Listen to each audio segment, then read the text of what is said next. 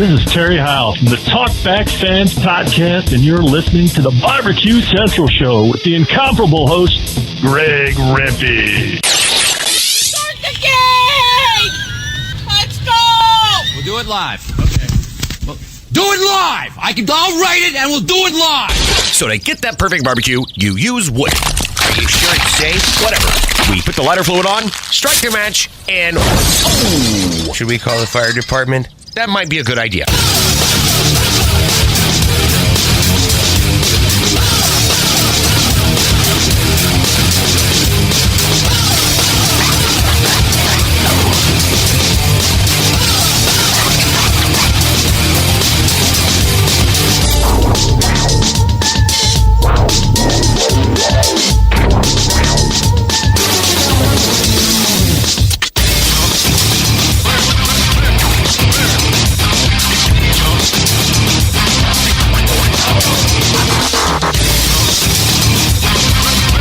Good afternoon and welcome to the Really Big Barbecue Central Show.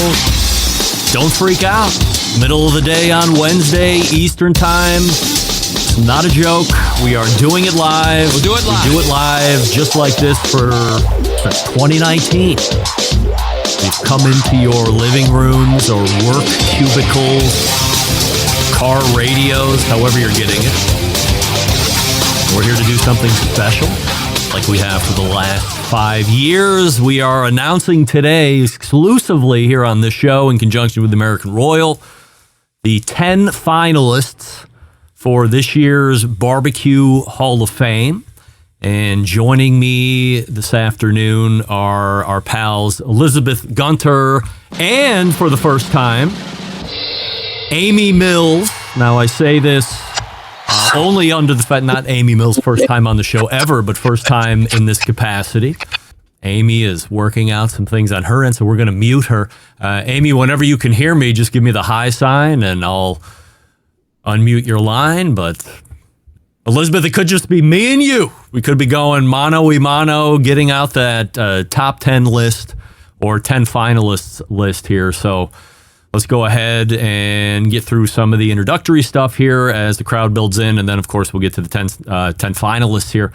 Elizabeth, little background on you for the folks that aren't familiar, because we had Emily Park on for a number of years as we got this thing going, and then last year was your first year here doing the announcements on this show. For the new folks that are just tuning in by happenstance here, your name, where you're from, and what you do with the American Royal. Absolutely. I'm glad to be back this year. So I'm Elizabeth Gunter. I grew up in DeKalb, Missouri. It's a very small town right outside of St. Joseph, Missouri. So very close to Kansas City. And at the American Royal, I'm an event coordinator. And if you're not here with the American Royal, we focus on 4 different facets of agriculture. So that is livestock, rodeo, equine, and barbecue. And barbecue happens to be my favorite. So I dive into barbecue quite a bit and education as well. But with the American Royal, it is our mission to create a world where food and agriculture is celebrated and all generations are committed to its future. And so the Barbecue Hall of Fame works perfectly in that, celebrating the heritage and really focusing on that education to the newcomers and preserving that history. So that is kind of my role. From a Barbecue Hall of Fame standpoint, like, what did you know about it coming in, and what are you tasked with as far as, running this whole situation? Absolutely. So it was kind of like trial by fire, if I'm going to admit. I was fresh out of college. So I started back August 2022. So I'm coming up here on 2 years. And Emily Park had just recently left. And so I had a lot of big shoes to fill. And with not really growing up in the realm of barbecue, I was really listening to those around me and really focusing on how can I learn as much as possible. And so the selection committee has been a huge help in kind of instilling some knowledge that is really, really helpful and beneficial in creating that experience. So all of our barbecue Hall of Fame experience I help create with me, and then also the black apron and induction ceremony on site at the World Series of Barbecue. I get to help my boss, Casey Vincent, the barbecue manager, compile all the judges and get the teams in for the World Series of Barbecue, we have some certified judging classes here at the American Royal, some table captain classes. We do a sauce and rub contest. So my hands are in it, all forward. But my background in that specifically related to barbecue, I guess, would be I was on the Mizzou meat judging team. I majored in animal science, so I really, really liked learning about where my food comes from and how the impact of what we feed our animals and the stress factors can really implement and affect the meat quality. And so going onto the Mizzou meat judging team, I actually had the opportunity to look at carcass quality grading and get to do all of that. And so I think this is a really great opportunity getting to look at the back end. So it's a really 360 model of agriculture for me. All right, I'm going to break just for 1 second because I'm trying to keep an eye out for Amy at the same time here. So I'm going to pop her audio up, see if she can hear me. Amy, can you hear us? Yes, I can. Can you hear me? We did it. Stand by. I'm bringing you back in. Now we are all together, one big happy Hall of Fame family here. So Emily was just, Elizabeth was just giving us a little background on her and what she's tasked with to do as it relates to Barbecue Hall of Fame. Amy, for the folks who have been living under rocks, what's the brief background on an Amy Mills? I am the owner of 17th Street Barbecue. I'm the daughter of Mike the Legend Mills and worked side by side with him since 2020, although our restaurant started in 1985. And I have not only 17th Street, but the factory at 17th Street, Faye, a mail order operation, On-Q Consulting, and the warehouse at 17th Street, which is like our catering and concessions arm. By the way, Mike Mills, a legacy inductee to the Barbecue Hall of Fame. So before this incarnation of the current Barbecue Hall of Fame, there was an online original Barbecue Hall of Fame started by the likes of Mike from Hog Eyes, Ray Basso from the Barbecue Forum, and Mike was inducted along with some other barbecue legends that people probably don't know anymore, unfortunately. So Mike Mills in the Barbecue Hall of Fame. Let's talk about the names committee, or this leads us into the process of how we get into the top 10 finalists. So Elizabeth, tell us a little bit about the names committee and who's on it this year. Absolutely. So we have 6 very intelligent people, and it ranges the background from people that are pit masters, people that own businesses, people that are food writers. So we have a wide variety that can really represent the barbecue industry. But Jim Achmoody is on it, Adrian Miller, Ray Lampy, Amy Mills, who is here herself in representing today, Kevin Bledsoe, Hannah Raskin, and JC Reed. I've noticed over the years that list has a tendency to change. Amy, you're sitting on it. You've been on it, I think, for a couple of years at least. Is, as we call it in the trucking industry, slip seating. Is slip seating some people a good thing for new perspective in names committee, or could it lead to any type of an inconsistency? Well, I think it actually is an excellent practice because we have a very wide range of regions and people with a great depth of knowledge about barbecue.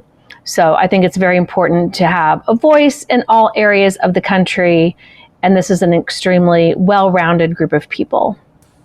For the folks that don't know about the Barbecue Hall of Fame process, Elizabeth, bring us, right along from that initial nomination to where we are today. Absolutely. So the initial nomination, it is open all year round. Anyone and everyone is really encouraged to nominate an individual they see fit to go into the Barbecue Hall of Fame.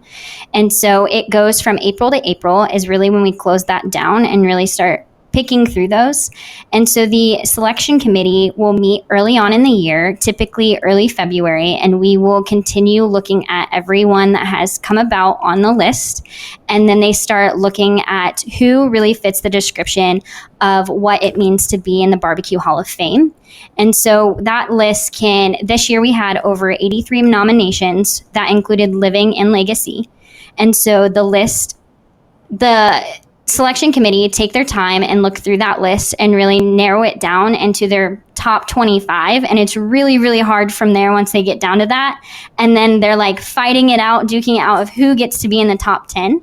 And that's really what happens. And then we're here today. So is it 83 unique nominations, or is it like 25 people, but there were some others that were nominated many different times?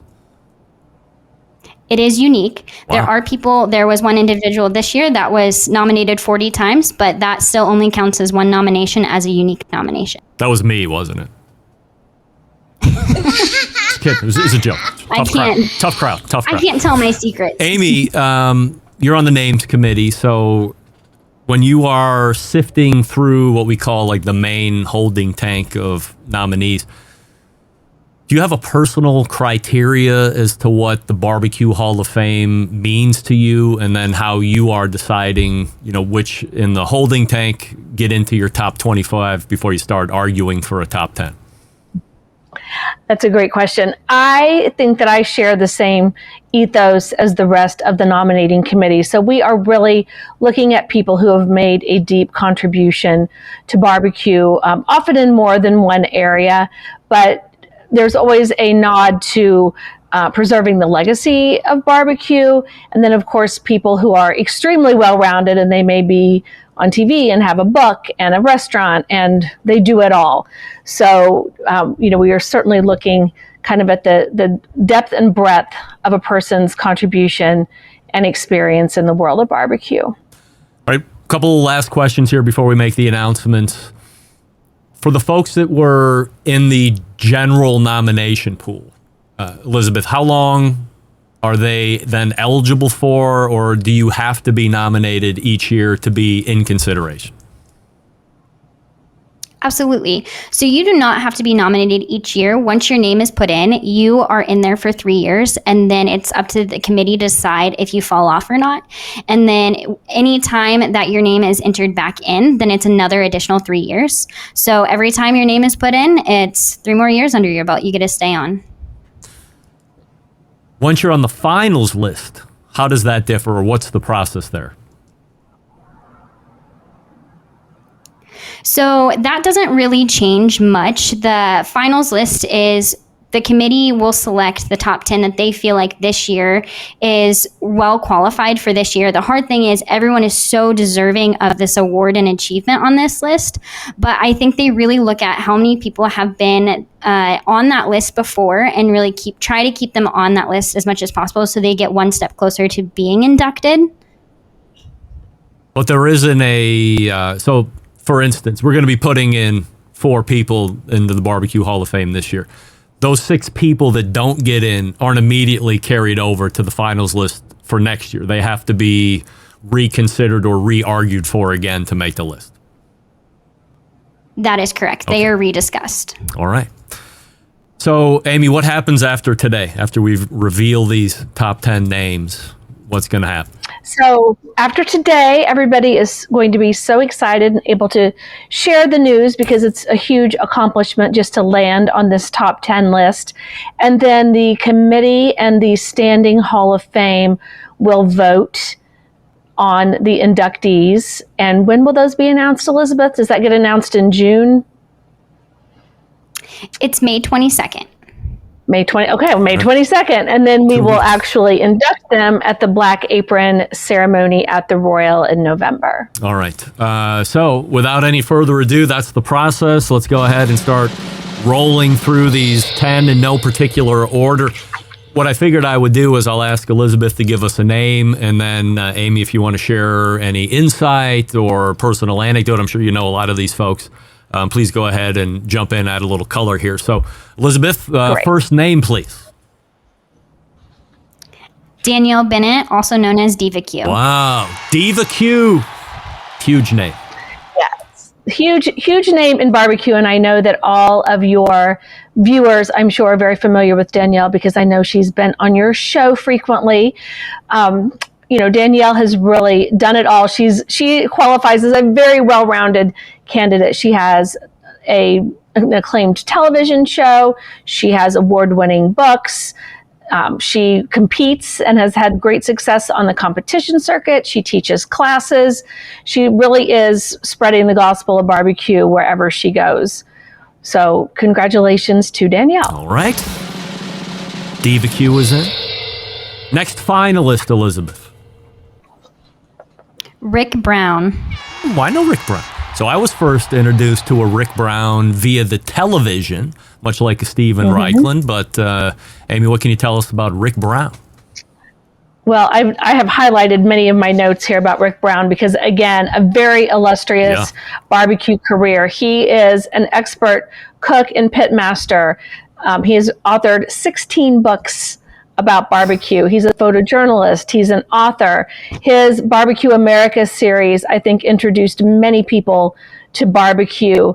And he really is out there continuing to work. He's known for that trademark picnic plaid red and white checkered shirt that he wears. I first met him on the banks of the Mississippi when he was there filming something for Memphis at May. But, you know, Rick is really a staple in the barbecue world and a most worthy candidate. No doubt. By the way, BBQ Rick Brown, first time nominees here. So who's the third name we're going to mention, Steve? Steve Grady. All right. Steve. Now, fun fact before Amy goes on a little bio for Steve. Third time on the list. I remember hearing Steve's name last year and the year before. So much like some others in the past, this is his third arrival on the finals list. Go ahead, Amy. Yes. What is it? The Susan Lucci of this list, right? She had to be on the. She took her a long time to get an Emmy award. Yeah. Steve Grady is really a fixture and a very important person in North Carolina barbecue. And here's where we're really nodding and recognizing history. And it's so important. I think there are lots of names with whom we're all familiar, but it's important to reach back to the past and remember those who got us here. He's 89 years old. Wow. He is still cooking whole hogs every day. His barbecue stands as one of the few whole hog smokehouses left in North Carolina who are doing it the old-fashioned way. And we are, certainly cheering Mr. Grady on. Number 4. First timer on the list. Andy Husbands. All right. Now, I know Andy. I'm almost ashamed to say I've loved Andy for a long time. And I first fell in love with Andy when he was a competitor on like season 1 or 2 of Hell's Kitchen. I was like, look at this guy. I reached out to him. I had no idea he was into barbecue. And then he came on the show. And just through our conversation, he mentioned, oh, by the way, I'm on this team. I know Chris Hard, blah, blah, blah. And I fell more deeply in love with him than I thought I was already. So, Amy, what's Andy Husbands up to barbecue-wise? So Andy is such a great guy. And I met Andy, I lived in Boston for 20 plus years of my adult life and ate at Tremont 647, his acclaimed restaurant there for years. I actually first met him cooking at Little Compton, Rhode Island at Sakonnet Vineyard at a barbecue event there. But I do know, obviously, Andy and Chris from the circuit and their fabulous IQ barbecue team. But Andy, is the author of, I have to look at my cheat sheet, how many books? So many books. 6 books, but most of your audience will be very familiar with Pitmaster and Wicked Good Barbecue. He's part of the team that won the 2009 Jack Daniel's World Invitational Barbecue Cooking Contest and the first New England team or team outside and the team in the Northeast to win that contest. Obviously, Bill Gillespie has gone on to win that as well from that area. But now, Andy has been on, many television shows, including his probably start at Hell's Kitchen. I was fortunate to judge Fire Masters with him on the Cooking Channel for several seasons. And then he also now has at least 3 smoke shop barbecue restaurants in the Boston area. So he really is living and breathing barbecue day in, day out. He teaches classes. He's just very passionate about barbecue, and he's another one of those culinary people, a chef who has gone full on into barbecue. First time nominee, by the way. Happy for Andy there. All right. Number 5, who's next? David Close. Ooh, famed pitmaster. I once owned a Close for a number of years, given to me by a friend, so very familiar there. Amy, what about Dave Close? So Dave started making his pits in 1986. So he has a very long barbecue career. Everyone in Texas knows him. Many people in Texas and beyond have one of those custom built close pits. He was really still trying to pioneer trail cooking. He's been on Pitmasters. He is very much a character. And somebody with whom very many people in the barbecue world would be familiar. Congratulations to Dave Close. By the way, second time on the finals list. He was on for the first time last year. Number 6, where are we at, Elizabeth?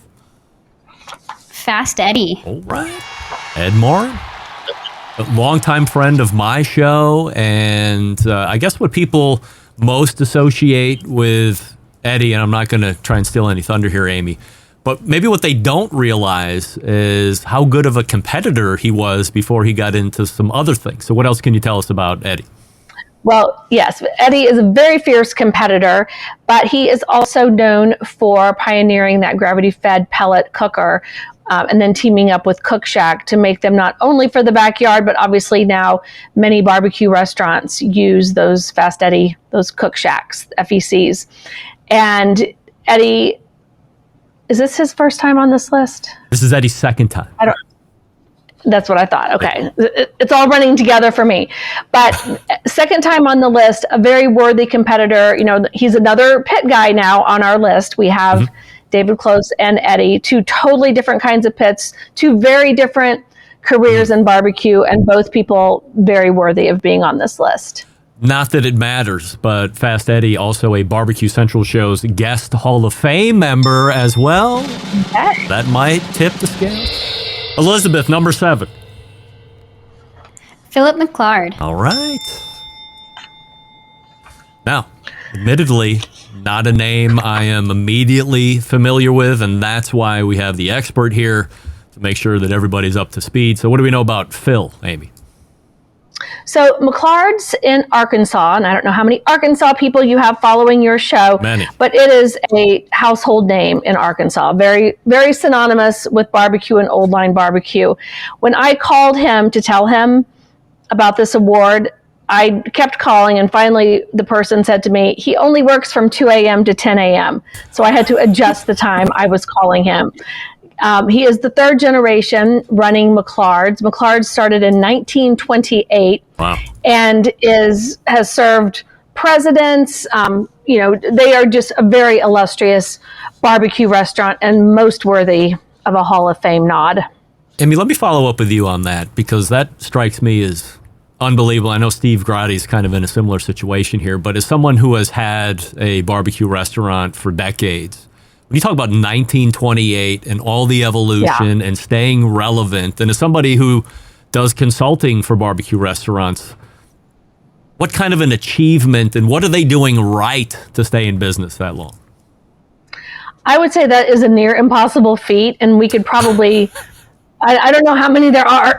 There are certainly many Texas restaurants who are doing this as well. We are in our 39th year, and I can't even imagine like what that would be like to be almost 100 years old. It's really a feat. You know, you have Big Bob Gibson, who's coming up on their 100th. So they're in that category.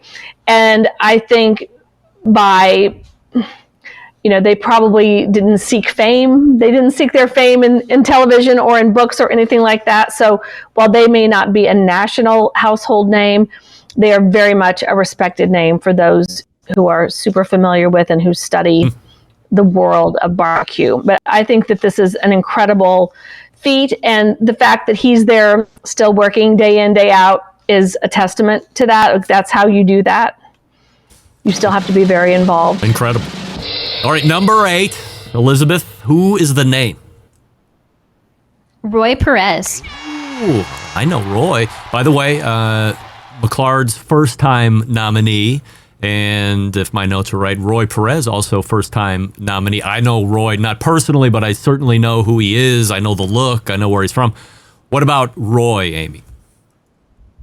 So I think that Roy and those mutton chop sideburns of his are very synonymous with Texas barbecue. He has been at Christ Market since March 25th, 1987. He was hired with zero experience, but Rick Schmidt took him in, trained and mentored him. He started off in sausage and learning all of the subtleties of sausage making and sausage cooking. And now, of course, anytime you see a picture of Texas barbecue, you very well might see one of those pictures of Roy Perez wielding a knife with a big slab of brisket on a cutting board in front of him. He is very loyal to the Schmidt family. Rick Schmidt, the owner, and now Keith, the current owner of Kreitz Market.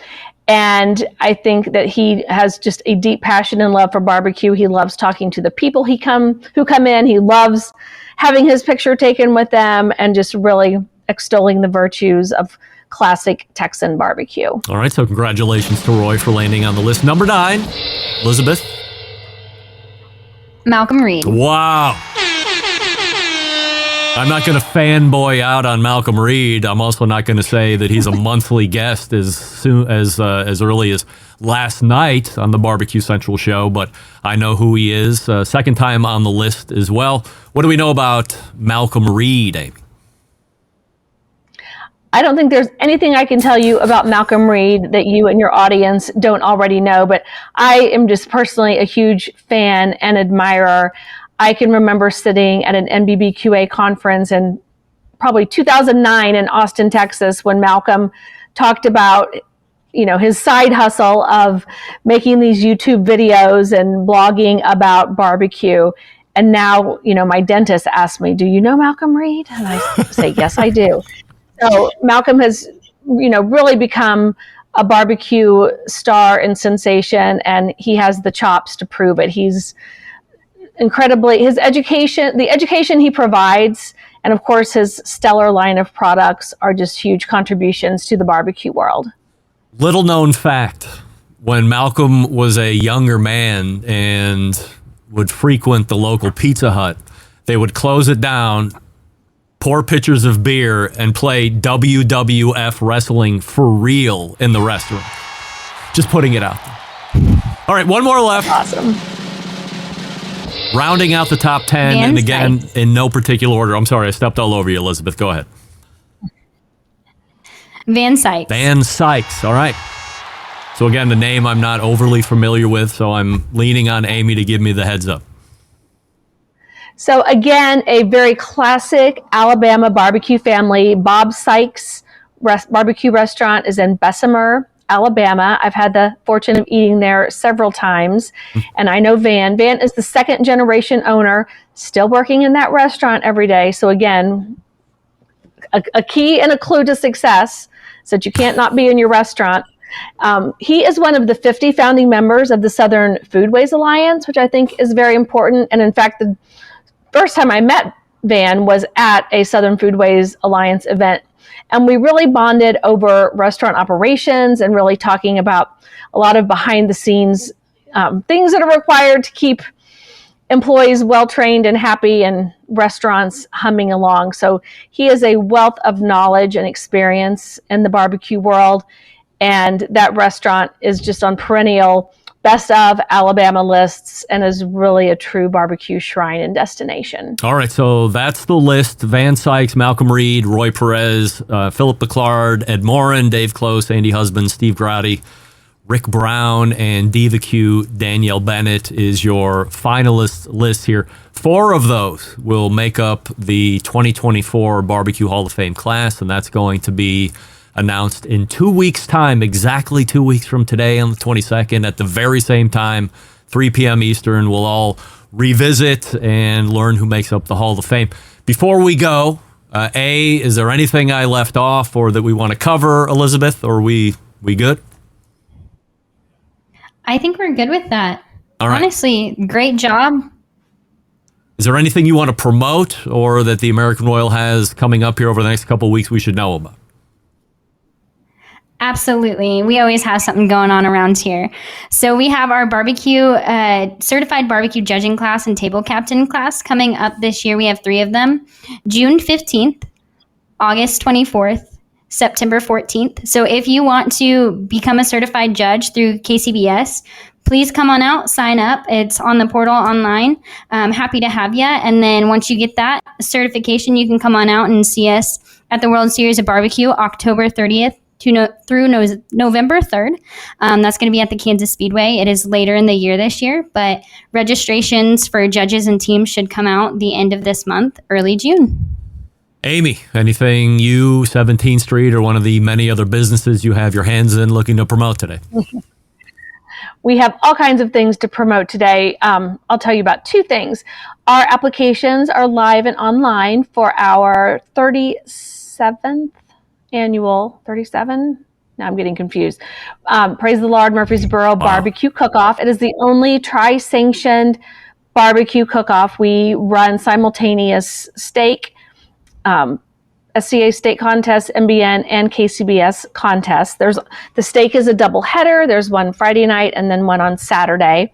So many of those teams cross over. We generally have about maybe 7 teams will cook both KCBS and MBN. Heath Riles actually won grand champion of both of those a few years ago. So that is quite a feat. And of course, our trophies are those coveted the blown glass apples.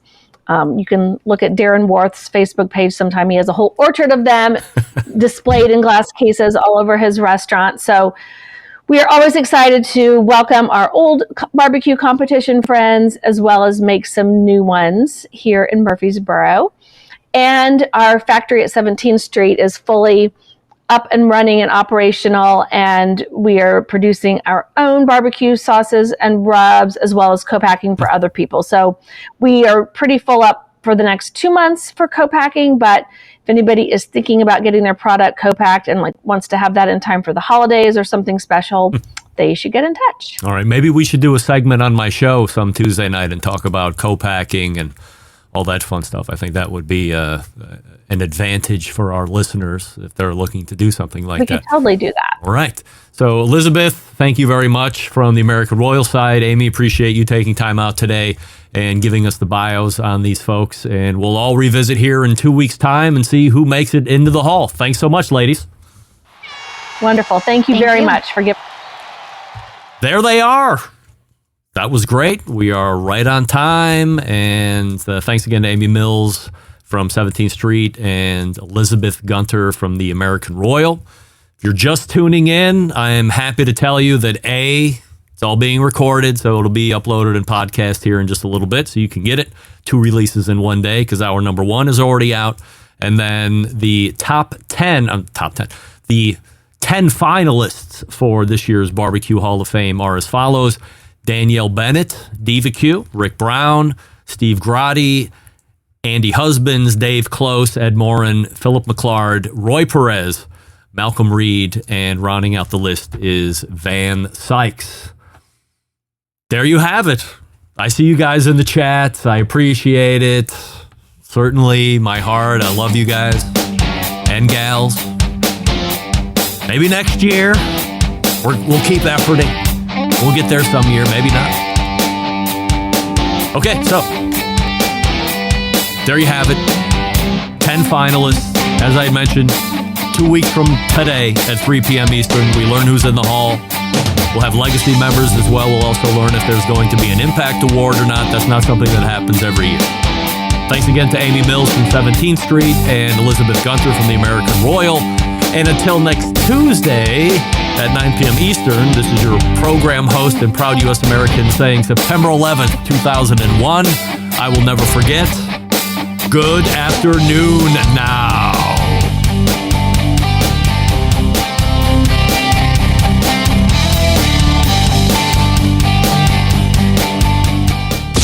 This is Doug Scheiding of Rogue Cookers, Texas Embedded Correspondent. You're listening to the Barbecue Central Show.